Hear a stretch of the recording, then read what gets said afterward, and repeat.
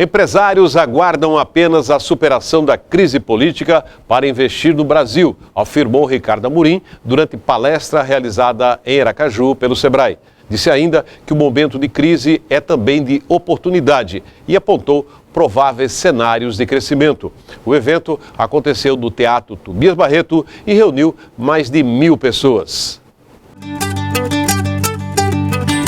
O Ricardo Amorim é um entusiasta de que o país voltará a crescer muito mais rápido do que muitos acreditam. Uma plateia numerosa e atenta recebeu o economista, tido como um dos mais experientes conhecedores da realidade econômica do país e que acaba de lançar um livro intitulado Depois da Tempestade, em que explica a crise atual e aponta prováveis cenários de estabilidade e crescimento. O público da palestra hoje é formado principalmente por micro e pequenas empresas, que é o público-alvo do Sebrae.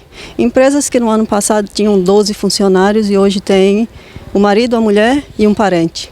Como é que se pode falar de prosperar na crise para um público como esse? Em primeiro lugar, falar em sobrevivência. Quer dizer, essas empresas que ainda que tenham encolhido continuam vivas, são as que vão ter condições de, quando a crise passar, poder aproveitar um cenário mais favorável.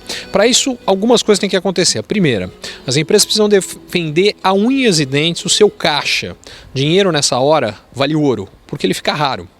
Segundo lugar, precisa pensar como melhorar o produto, o atendimento, o serviço, mas para isso ela tem que defender o caixa em primeiro lugar. E em segundo, como ela pode fazer melhor o que ela já faz. A gente está num cenário de desemprego, aí fala-se 11 milhões, etc. Essas pessoas desempregadas ou vão tentar uma vaga numa microempresa ou vão abrir uma microempresa. A regra vale também para essas que estão chegando agora no mercado? Vale. A regra fundamental de crise, ninguém gosta de crise porque crise é desagradável, mas exatamente porque ela é desagradável, ela nos tira da nossa zona de conforto, ela muitas vezes nos leva a fazer coisas que nós deveríamos, mas não faríamos sem a crise.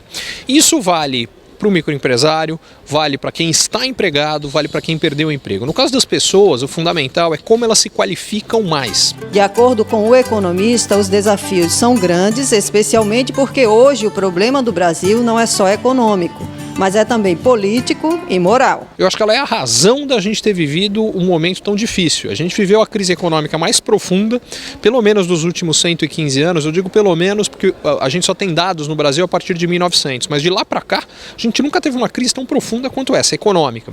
E por que ela foi tão profunda? Porque somou-se a crise econômica, a crise moral e política, ambas muito graves.